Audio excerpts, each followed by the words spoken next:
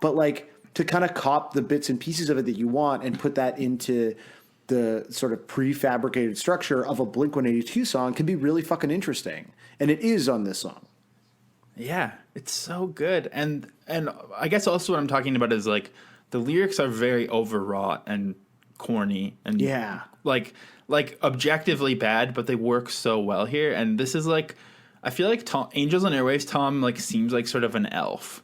And just like the things he says seems very like he's saying things that are so corny and give you a chill, but because he looks like an elf and always like has this like little like Smurfs hat on, and he just seems so like just like you're like, oh, this is like a little elf in the Shire reading me this thing about this like poem about getting old. That's how I'm into it. Yeah, there is like an innocence to all of his, like, even when you think about the theft being perpetrated by the To the Stars Academy of Arts and Sciences, like selling scare quotes shares in a company, like without sort of going through the appropriate channels. Like it's all quite it's nefarious. And if someone who wasn't quite so like elfin in their just sort of day-to-day joyful interactions, like people would shit all over them. No one really kind of took the shit on that they should have, because it was like, right, listen to these lyrics. He's a beautiful elf man. He's the sweetest elf. Elf Tom was a really underrated era because everyone was focused on how his singing was bad, but like, what, you think elves are gonna sing like normal people? It's true, yeah.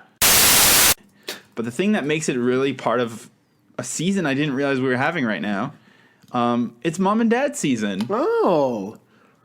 Because 2 weeks ago, or actually like 6 months ago or whenever we recorded it, we did Give Me One Good Reason, which opens with something about mom and dad don't understand it or whatever. Mm-hmm.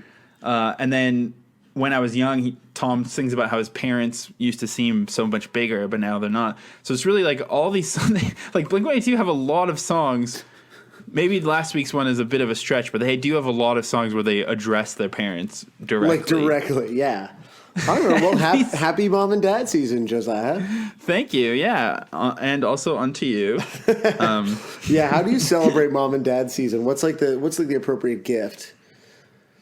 I guess we got to trade parents. We got to trade one parent for the other. Interesting. Which of your parents would be the most likely to trade? We have to like knock them out and tie them up and fly them across the country. Classic, when they wake up. Classic Mom and Dad Day prank. Okay, I'm recording. Dude, you've been saying that ever since we were Blink-12. Do you like that I had to message you to explain that to me? Because it was like all day on the Twitter, and I was sort of like, having like a normal day where I wasn't able to do a real deep dive on. We've really created some sort of fucked up hierarchy where like you're the Ebenezer Scrooge and I'm the Tiny Tim or something. Mean? Although I guess he is the hero of the story in the end. You're just like, fine. You're sort of up in corporate doing all the wheeling and dealing, right. And I'm down on the ground, and every once in a while you're like, let's have a little catch up.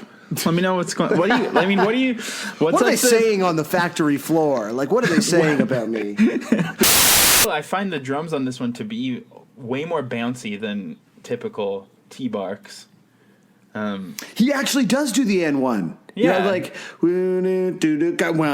he's playing it totally like Trey Cool. That's sick. Yeah, so it's totally. Anyways, someone pointed out on Reddit because I was thinking this sounded like Green Day, and then it totally does sound like Chump. Like, listen.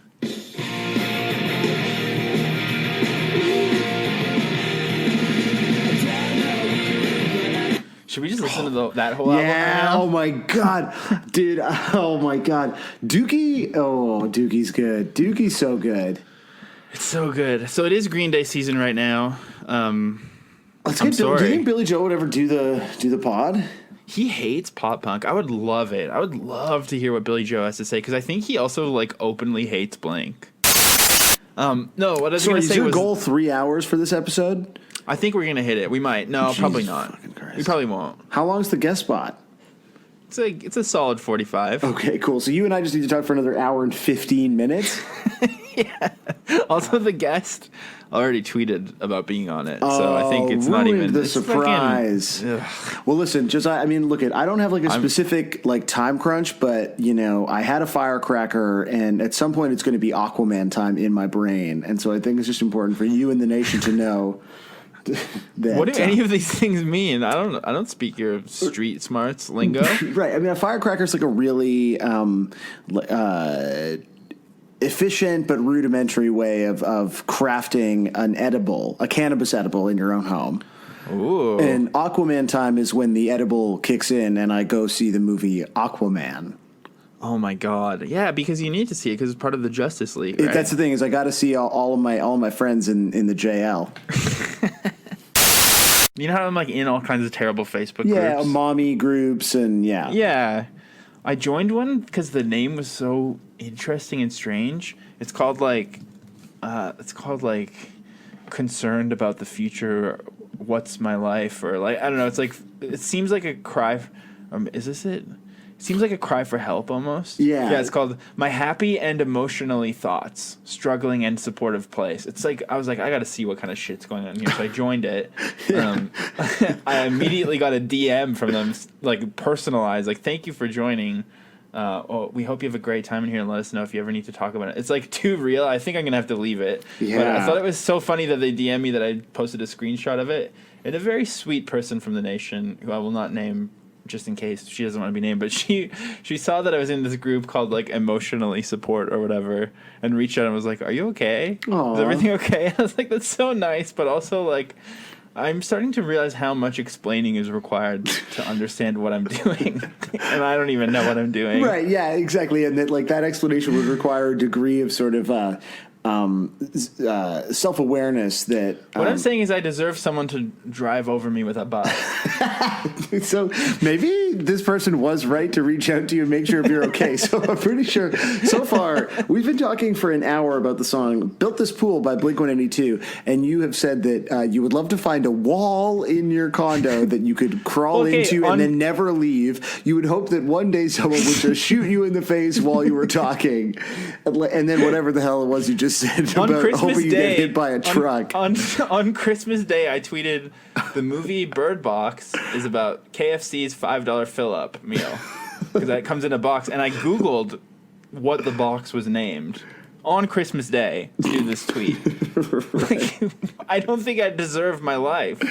Right. So if someone could please, help Josiah with his ultimate wish, which is to have his life ended.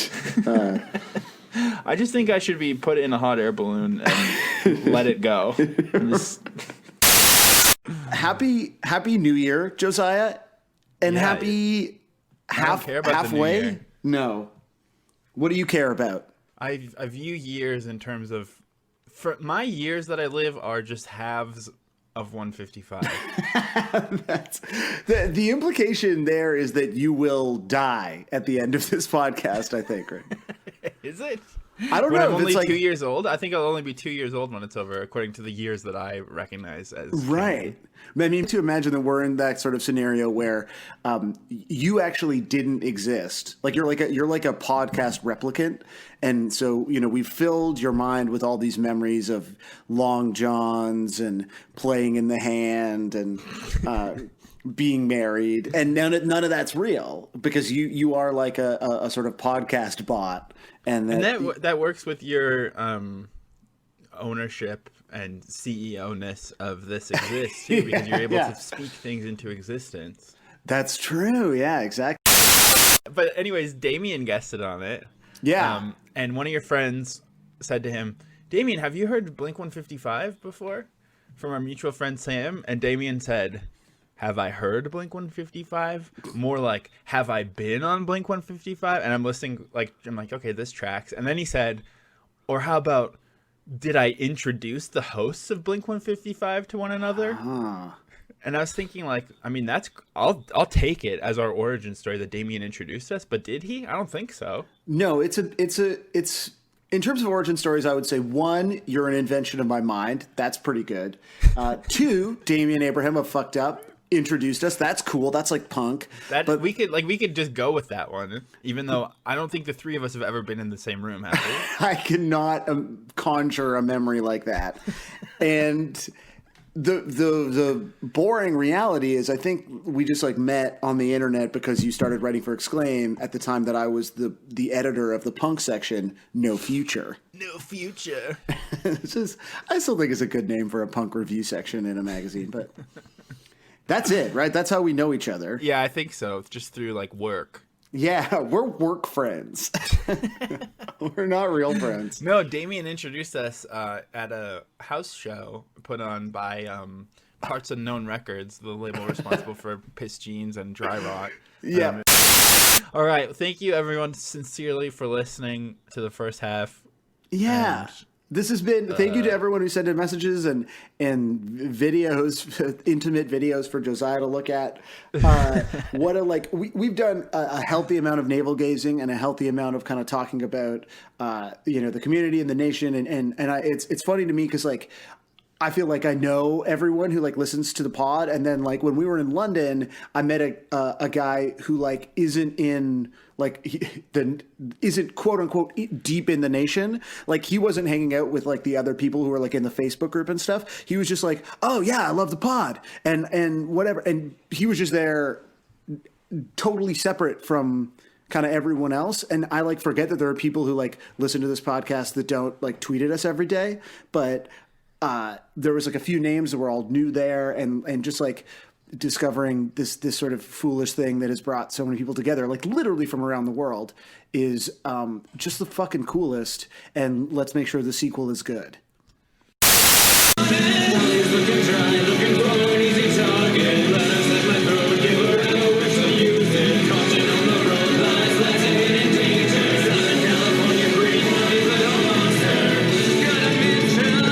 That's fucking amazing.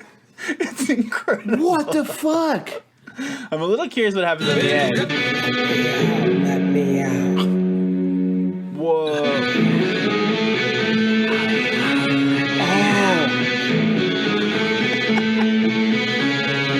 Oh. Also, I gotta point out that like this guy looks like the most normal man. Yeah, ever. like it's just like he looks like Brad, who you like had a few classes with in high school where you're like, oh shit, Brad, how's Brad doing? People are like, he's fine, like no one, like literally none of his coworkers like something's gonna happen to him and they're gonna search through his hard drive and it's gonna be full of all these power metal. I know concept albums, like nothing sinister at all. Just like, oh, he built a Tolkien-esque world. But it's just Blink-152 symphonic metal cover. What a fucking great guy. I love this man. I think this is so embarrassing to say. You know what? This is just my confession booth. But we recently, a few months ago, played a show in Calgary with Super Crush, which is Mark Palm from Go It Alone and a million other, like Vacant State, a million cool bands. But he has this like new twee band. It's so perfect for us to play with them. And I had been talking to Mark from before the show because like I always went to Go It Alone shows and I know all of his friends and everything, but I never really connected with him before. So I was talking to him about like Vancouver hardcore and stuff. And then when we played before a song, I get so nervous around cool hardcore people that I always make an ass of myself. And I said something like, "This song's dedicated to hardcore" or something. It was so embarrassing. It was seriously so humiliating, and no one like responded. And I started the song and felt I'm turning red right now thinking about it. Oh. The worst thing about punk is when it makes you feel like romantic about it, and then you say really embarrassing things. Yeah, it's true. Oh, that's good, man. That's so. Oh, and that only happened like 3 months ago. Like, this is like recent. This isn't like a hand show. This is like a prenup show. It's like the same age I am now. I still did something that embarrassing. Oh, that's good. Well, you know what? Awful. I'm sure hardcore really appreciated it. So that's. Look, the reason I picked this song this week is because, Sam, as you already know, and he says it. He says it here. We're in Chris season. Yeah. And actually, I called it way too late because it's probably coming to an end. But we've accidentally done 2 in a row. Then we've intentionally done another 2. It's been full on Chris season, whether you like it or not. Well, you have to and like I it. said to you, it's called Christmas. Yeah, that was good. That was a good joke. Pretty. I need to repeat. Did you want me to more laugh at people. it again? Because I was like, it is a good joke. But I'm just, No, I just need that. I'm not going to laugh at it again. That sincere consolation. Yeah. It's like the ultimate, what you always see people talk about with like political pundits where they like are insisting they're not mad and everything. And so he did like a day and a half later, he did the thing where he's like, I'm not going to post anymore this weekend. This is all on the Blink-155 Audio Critic account, by the way. I forgot to say Blink-155 Audio, which is apparently a joke account, if you didn't realize. But he said, taking a break from the account for the rest of the weekend, going to go talk to fans of my podcast, inspired by this formula, and which is perfecting it, and has now gotten 2 members of the actual band on it. He's referring to They Might Be Giants. Much success, and the fans of the band and the pod are much nicer. But then, like, 2 hours later, he said, Eureka! I popped on to say I'm going to write first song about a podcast host. It'll probably mostly be about how religious people that don't shut up about their religion are always the worst. People who keep that to themselves or who are atheists are always nicer. # inspired. So I just want to say, I always knew that someone having a meltdown about the podcast would be based on something kind of just like small and banal, as I like to say. Yeah. I knew that it would be like something tiny. It wouldn't be like, oh, we made fun of their covers. It'd be something tiny. But now I can safely say that it's my Blink-182 podcast has caused the host of a They Might Be Giants podcast to write a diss song about me because I don't use a pop screen. It's good. And that is one hell of a point of view. I've really been thinking a lot about how this idea that both sides need to have like a constructive debate is bullshit, and it sort of like came to fruition in my own life because I've never really talked about this on here, but there's this like absolute psycho old man who's like a right-wing Christian psycho named Larry Heather. Right, which like I've actually never really understood this because I see you sometimes engaging with him on Twitter, and I gather that he's like a full-on racist crank in your town. Yeah, he is. So what's the full story here? So he's been like arrested for like throwing ketchup on abortion clinic people or like shit like that. He's like an old school piece of shit right wing bigot, basically. Yeah. And he is also absolutely the most hilarious person on earth, and I'm obsessed with him because for example, he ran for mayor for Calgary, and his website was like democracy@twilight.org or something, and it was like these long, insane, rambling things about Mayor Nenshi, and I don't know, it was like super sketchy, everything he wrote, but it was all in like papyrus font or something, and there was autoplay MIDI music in the background on his website, like Christian songs. Yeah. And then he'll make these signs that he'll post on Twitter, or he'll like carry signs to these protests when he's like protesting like bike lanes and saying that they're proof that Calgary is Sodom and Gomorrah because we have bike lanes or something. Yeah. And he'll protest them with a sign that he's printed off, but like one time he put a picture of Jesus on one of his protest signs, but he had accidentally Google image searched a jack-o'-lantern of Jesus. So the picture of Jesus on his sign was a carved jack-o'-lantern of Jesus. And then I looked even closer, and the mouse cursor was over top of the jack-o'-lantern, and it was printed out on his sign. Or he'll like post the signs on his Twitter, but he'll just take a photo of his computer. Like it's fucked. I sometimes think that Larry Heather was just like a honeypot for me. Like, I don't think that he's real because he's too good. Right. There's things that I can't even say on here that have happened that are so dark but so funny that I only tell people in person because it's too fucked. Okay, but maybe we can do a exclusive about. So for people who well, this is what happened. I wrote a Vice article about Larry Heather like 6 years ago. I always wanted to do like a at home with Larry Heather thing in Fast Forward because I thought it would be so interesting. I didn't think because we should give his side a voice, but I think it's more like he's a very sad and weird and lonely man, and it'd be interesting to see what creates these people. But I know that's I know that doesn't work. I know that just amplifies these voices. But either way, I've been obsessed with him for a while. And then I live pretty close to City Hall now, and I saw that he was there one day. So I just like tweeted him, yo, do you want to meet for lunch? And he's like, yeah, sure. So I just like met him at A&W by my house. I tried to buy him a Beyond Meat burger, but he had already ordered. So he would have been pissed if I tried to make him eat vegetarian. But anyways, I was just sitting there eating lunch with him, and I'm like, we have nothing in common other than we wear like bad Value Village jackets. But I'm just sitting there eating lunch with this like psycho conservative guy because I wanted to get a photo. Thought it'd be funny. And it's like so dark and depressing and weird, but it's also just like you're with your like racist old relative. But he kept trying to like steer the conversation towards being about like issues of how we've strayed from God's path and the bike lanes and like the immigrants and all this shit. And I would just like ignore him completely and talk about whether or not he liked his pop-up burger or whatever. So you just wanted to talk about A&W products. Yeah, like I was just sitting there with him realizing like this is what people want is like both sides to come together and talk, and it could never work. Like this sucks, right. And it's terrible. So that was your experiment. And like 10 minutes in, I was like, I have to leave. Yeah, I was like, oh, this will never work. Well, I mean, thank you for giving it a shot for the rest of us. And the other big Larry Heather thing I forgot to mention is he was Black Sabbath played in Calgary on 420 of their last tour. Their show in Calgary was on 420. Yeah. And it was also the blood moon was that weekend, and Larry was convinced that like that the Antichrist was going to strike or something because of this like dark culmination of all these things. Yeah. And he was tweeting about it all night.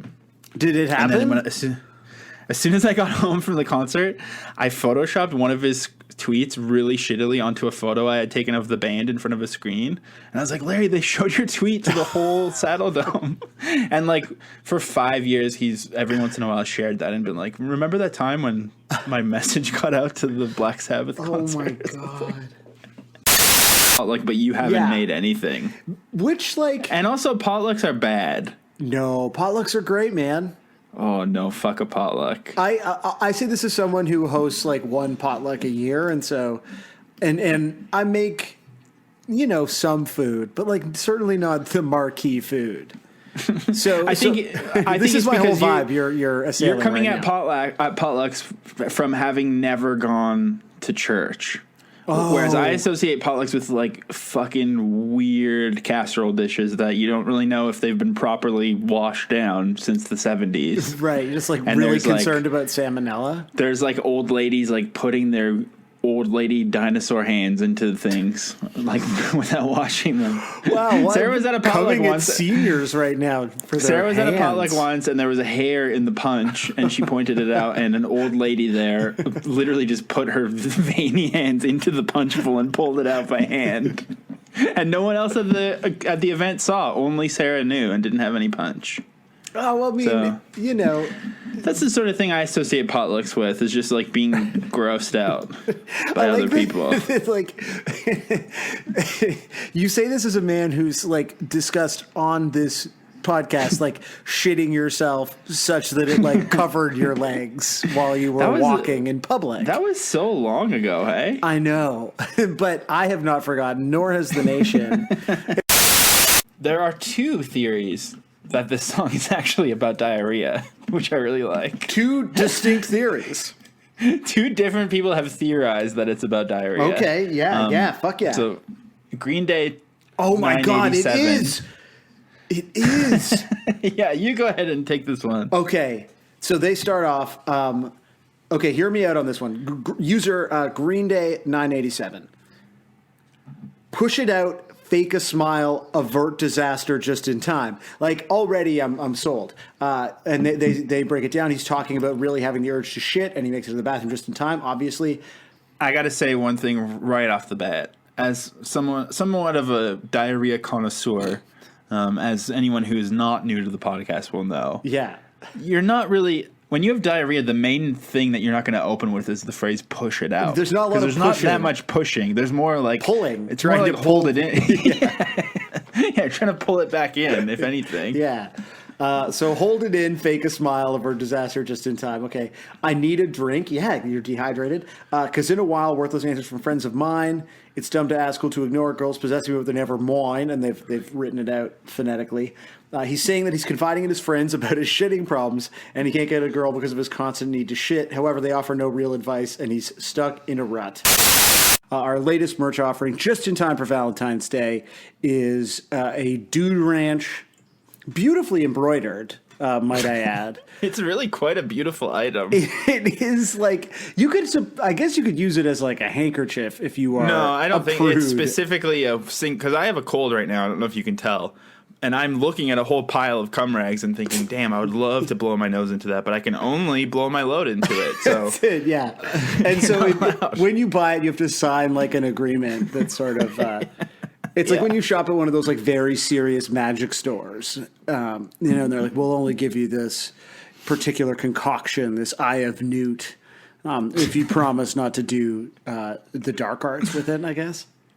Right. So and we want you just to do the light arts, the white arts, as, so to speak. It really does seem like I think they might have planned. I think that they might have written the song around that one punk jump. Just like I think that was like the first thing on the paper was like, okay, a punk jump. Yeah. Everyone brings an idea to practice, right? We're like, I've got this riff, like I've got this bass line, and I like to imagine them being like, I've got this punk jump in mind. What if we did a punk jump? Like, oh my god. Yeah, I'm just spitballing here, but what if we did a punk jump? Here's a real question, and maybe we've already solved this because like I don't remember what happened 20 minutes ago on the pod. Who executed the first punk jump? Wow. Like, what are the actual, like, this is essentially a Christian music and punk jump podcast, and yet, like, we know where Christianity started. Maybe Jesus did the first punk jump. Do you think Jesus did that sounds like if you were, like, a cool preacher, like, with tattoos and, like, a faux hawk or whatever the fuck. And you were like, Jesus actually did the first, but like that would have been a cool preacher in the 90s for sure.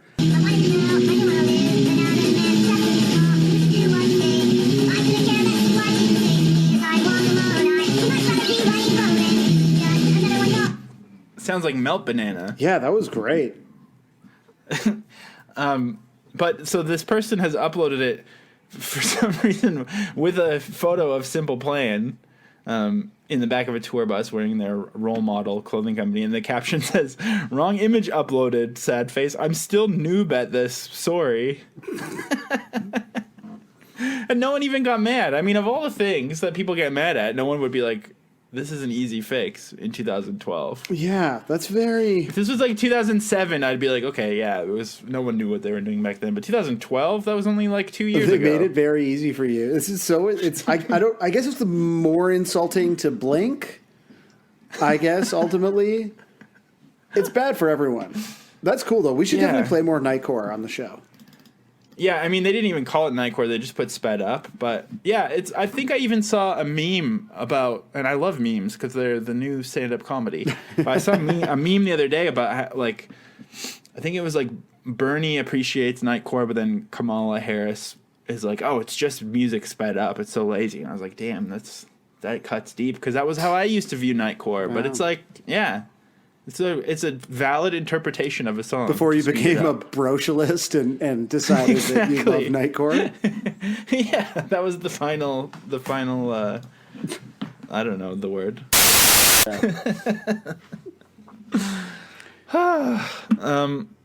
Okay.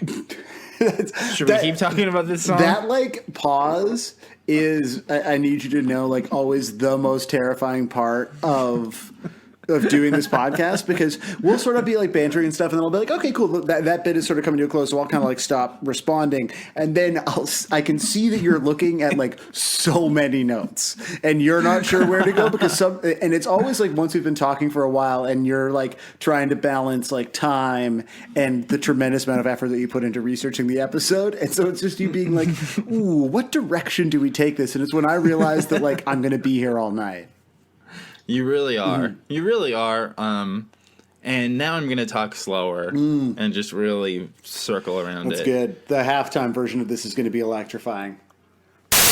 Whether it's like general pessimism in a sincere way or just like speaking in a way that makes you want to dunk your head in the toilet and flush, that's kind of why I exist. And one thing I love to do is torture my wife with different phrases for coffee, because coffee is really my go-to vice now. I love to call it Java, obviously, or sometimes I call it Coffee, which is good. But today I came up with bean tea. Yeah, I saw that. I saw that today. Yeah, which is like the most grotesque one I've ever thought of. And then people were talking to me about, their Java experiences and stuff. And then I got to thinking about, I've read these tweets go viral before that I think are just like so rude and so disrespectful, where people say like, "Oh, you can't drink coffee after 4 p.m. What are you, a little baby?" And like, no, I'm not a little baby. I'm an adult man. I want to say right now, right? But like, how, I just don't understand how some people are even capable. Like, how could it even be a joke that you can't drink coffee? Is supposed to be something that makes you awake, and even when I drink coffee at like 3.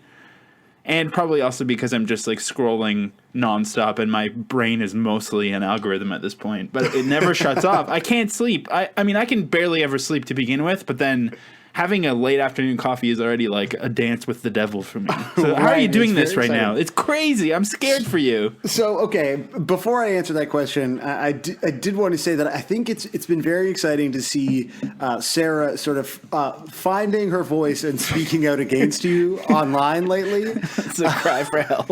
Yeah, like I did see your bean tea tweet today, which was great. I really enjoyed it. But I believe maybe a week ago, Sarah had a tweet that was kind of to the effect of like, I know you all think it's like funny when Josiah says, this rocks, or Java was one of them. Yeah. Java. But like, it's literally, this is my life. Like, please stop encouraging him.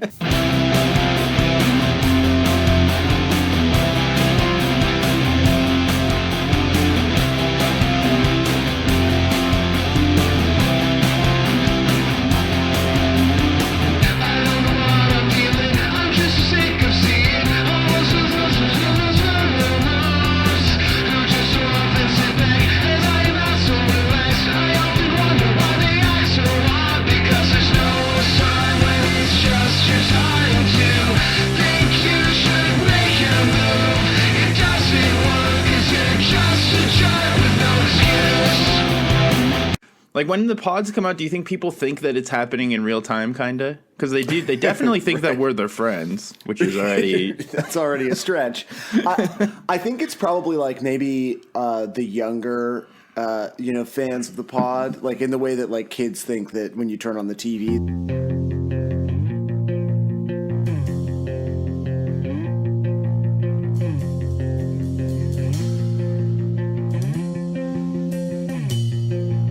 There's like a little play happening inside of the box. Like maybe we do have some particularly, dumb listeners who just think, oh, when I download the podcast, they come into my phone. Look, I don't want to ruin anything, but I think this is on record now for the fastest that we've said the title of the song.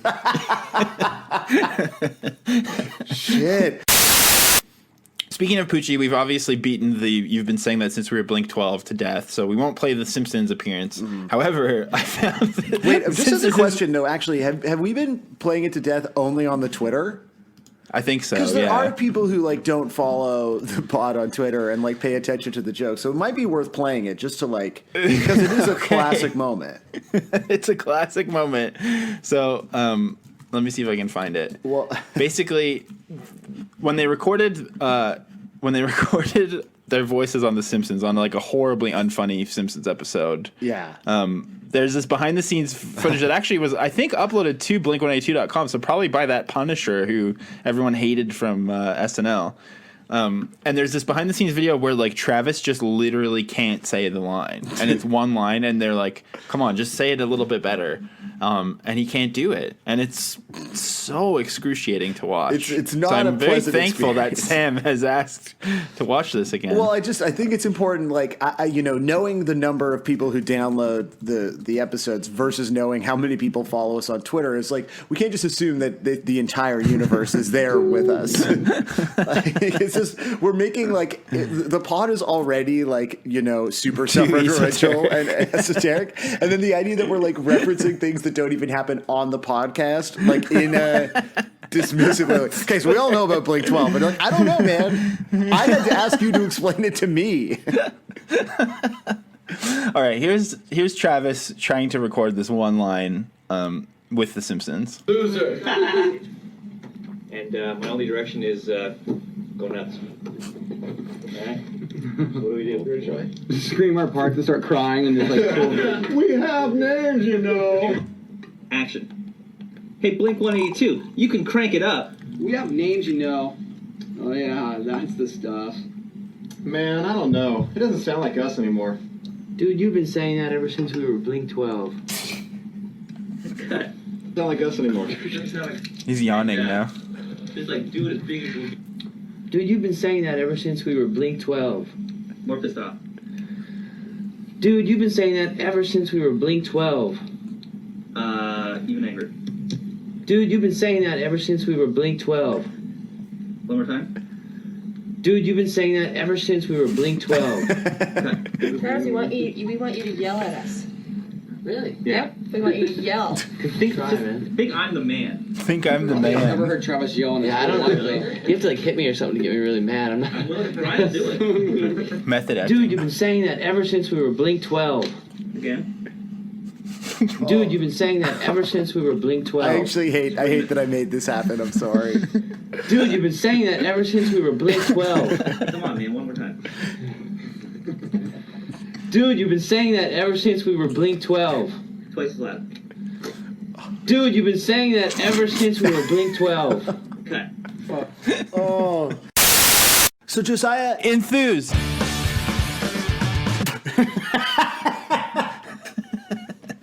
oh yeah, that was great. I've been planning that for a while. Oh man, cool. So covers, I guess. Yeah, let's do covers. My big Windows 95 thing was my dad he must have been just finished or working on his PhD. I can't remember, but it was all on our Windows computer, and he was defragging the hard drive. And while he was doing that, I decided to put in the Windows 95 disk and watch the Buddy Holly video by Weezer over and over again. And I was so young that I don't even remember how this ended. I hope he has a PhD, so I assume he got it back, but I just remember it being like a very traumatic experience because everything was lost from me playing Buddy Holly video. This is sick. So beware your enhanced CDs. Like, you don't know what they could do. They could ruin your dad's PhD. Do you think that was the first time you disappointed your parents, or was that like? Yeah, probably. Was it already kind of? It definitely set the bar for my general foibles that I now put on my wife instead of my parents. You describing your father getting his PhD on your Blink-182 podcast is so good. Me destroying it don't put the Buddy Holly video on that CD. I'm not going to watch it. No, are you kidding me? You can't be at that point. It's a ticking time bomb. You know what I mean? And well, another thing I love is the genre of nightcore, which I cruelly dismissed, as we've talked about. This podcast, like, people are like, oh, it's actually a podcast about like you guys becoming friends, and it's like, fuck off. No, it's a podcast about nightcore and Josiah accepting that nightcore fucking rules. Maybe we should do a Nightcore exclusive. Like, if someone's listening and actually knows about Nightcore, I feel like I'd like to know some more. Because I want to contextualize, like, because I get it's like, oh, it's just sped up, which is like, that is literally what it is. But like, why is it always tied to this like anime shit? Like, what is the? Yeah, and you know what's funny is this anime babe, just like Elrond before her, is also doing homework. Oh wow! And we just caught her doing homework. Is it homework season? Fuck, I hope not. All right, let's hear this.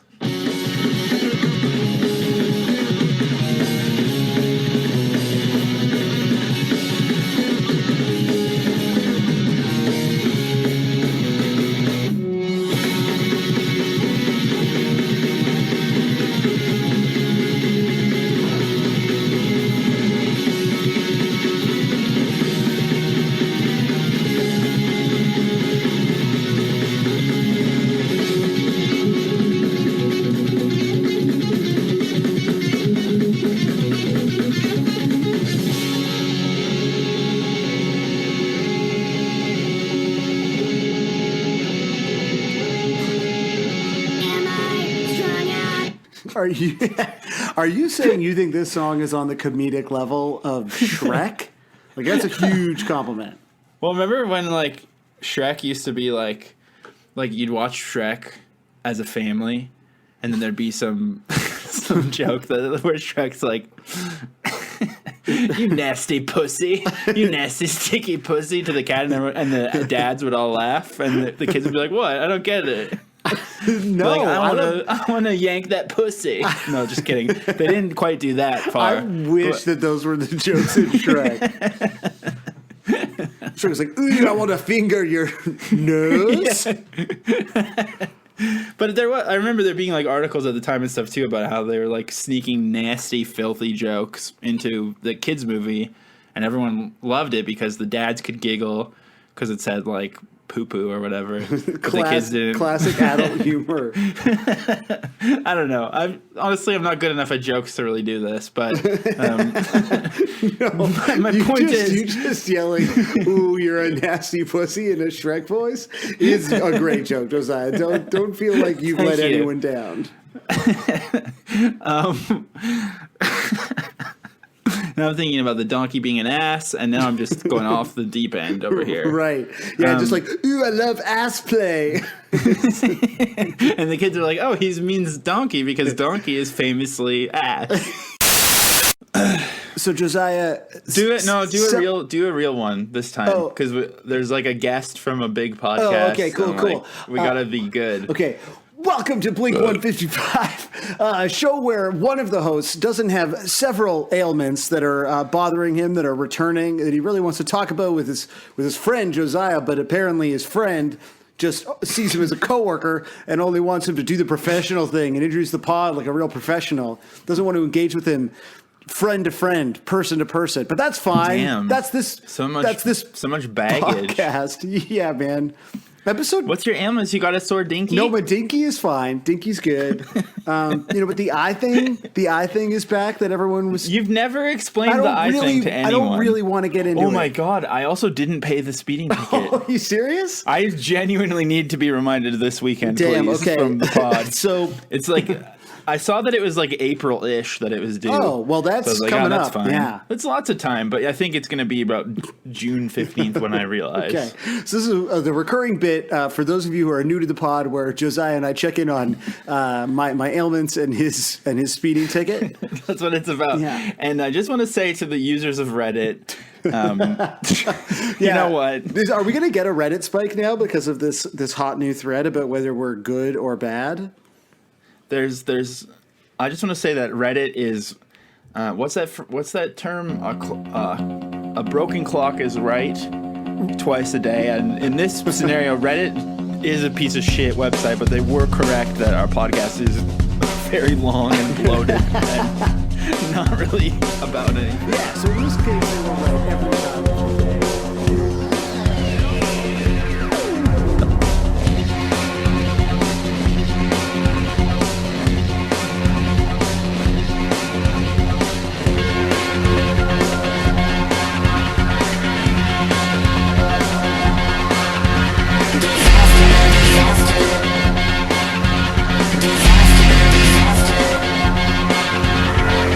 Welcome to week 3 of INEPSYGATE.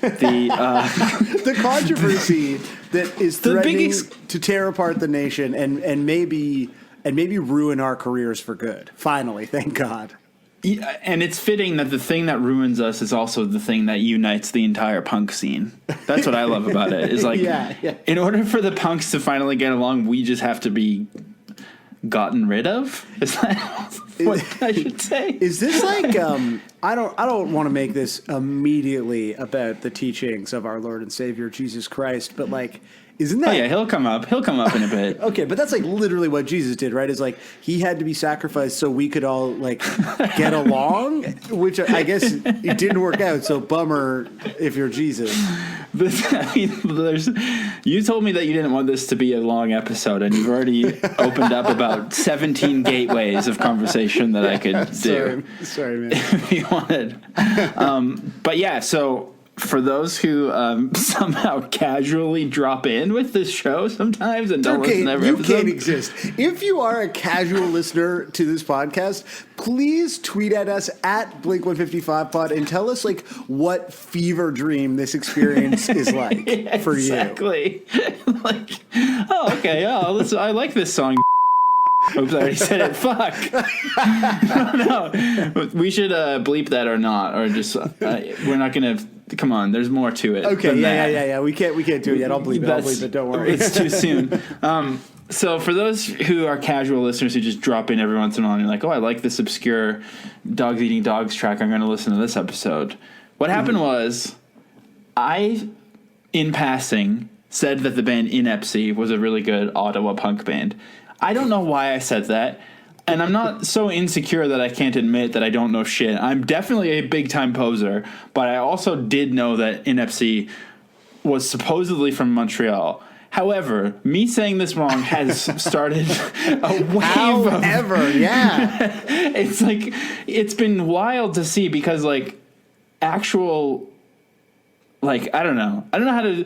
It's too confusing to try to get into like the what is or isn't a real punk. Just but people giving up on this right now, like just people who look like people who look like a 80s movie style punk or like a grandma's worst nightmare punk have been weighing in. They've been posting about Blink-155. I found out that a bunch of caveman D-beat guys have been like teaching each other how to use Twitter because they want to get involved, but it's too confusing and daunting for them to figure it out. So the punks they've all got something to say about this. They're loving INEPSYGATE.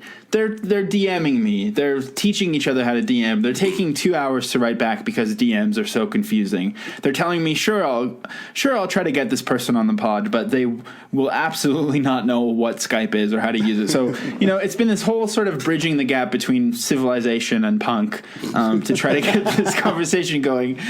However, so here's some great. I just want to offer a bit of like supporting sort of anecdotal evidence here, which is that like this is all actually true. Like you have been messaging me saying like, oh, I'm talking to this dude and he's trying to get one of the Inepsy guys to like understand the internet so that we can like this is all really happening. This is how punk we are and Inepsy is. I spoke to someone who was once in a band with Todd from Tragedy, who told me that he would ask his friend to get me Todd or Yannick from Tragedy. God. And the person told him, look, I'm not going to ask Todd and Yannick to go on a Blink-182 podcast. There's absolutely no way in hell they'll do. So that fell through. However, there are various members of Inepsy. They are not necessarily homies anymore.